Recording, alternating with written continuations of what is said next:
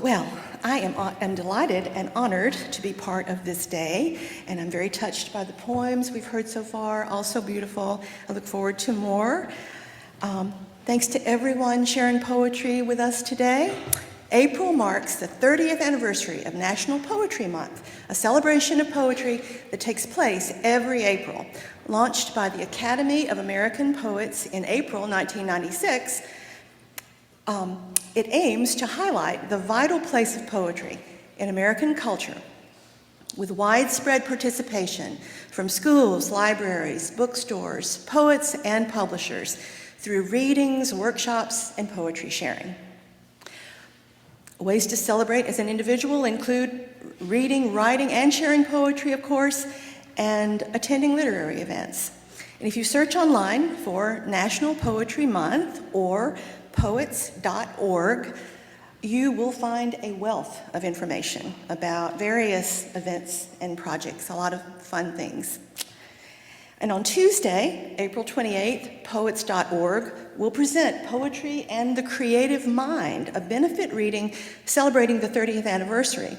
It's online and free to all, beginning at 7:30 p.m. Eastern Standard Time on the 28th. You can register for it at poets.org.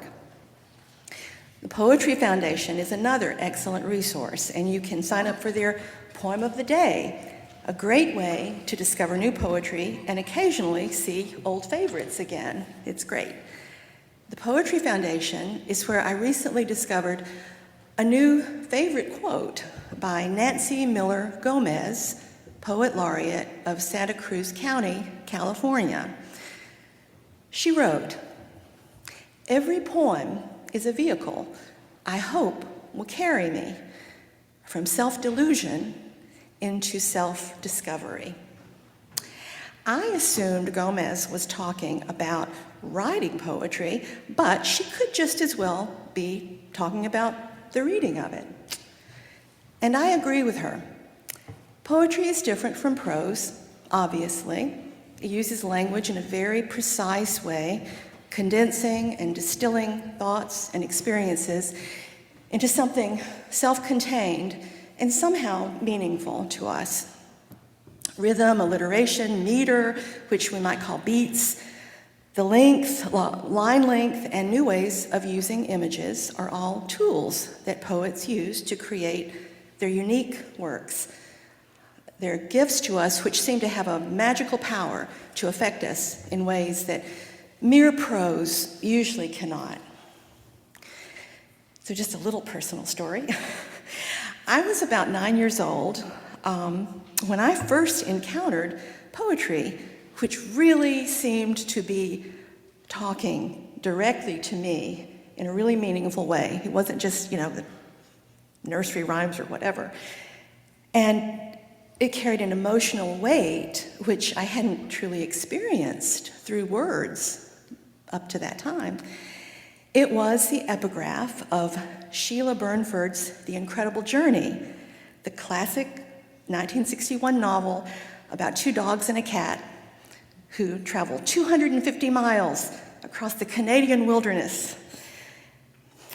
I loved that book, but its epigraph had a more powerful and lasting effect on me. It's by the poet who has probably been the closest thing to a patron saint for me, and that is Walt Whitman.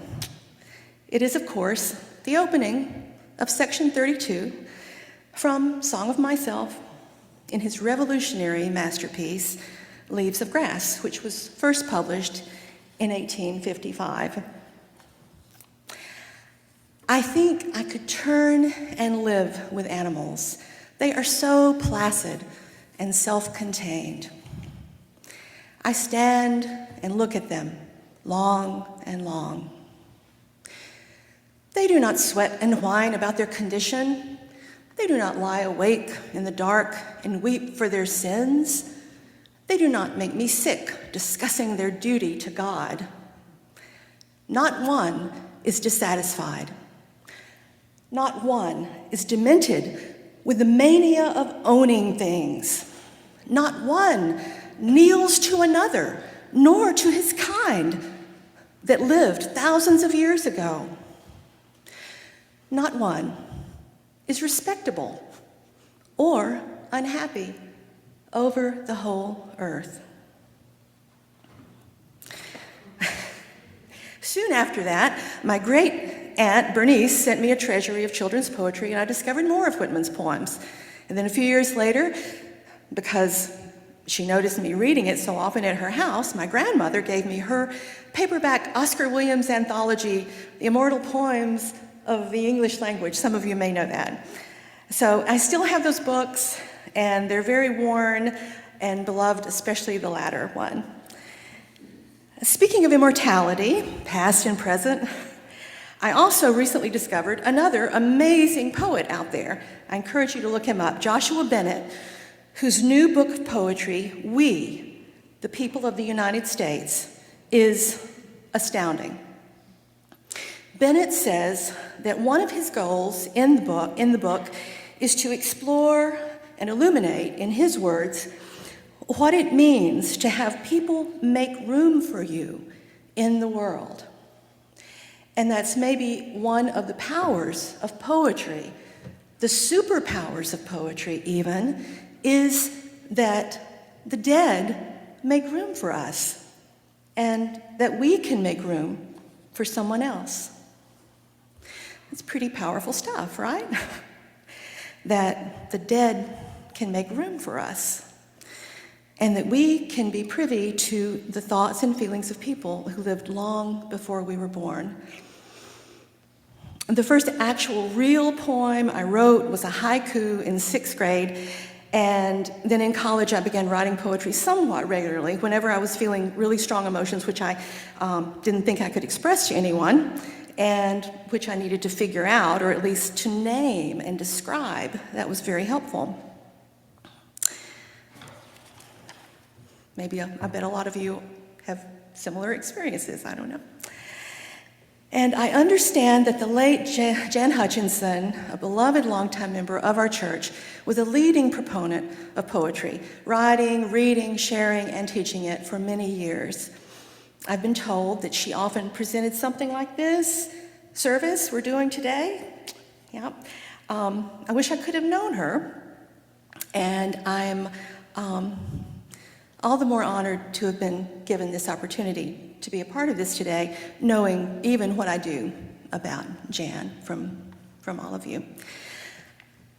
So, I wish for all of you all the joy, comfort, insight, inspiration, and beauty which poetry can give you, by reading it, by writing it, or by doing both those things. And last but not least, by sharing it. So, in that spirit, let's continue with our congregational poetry sharing.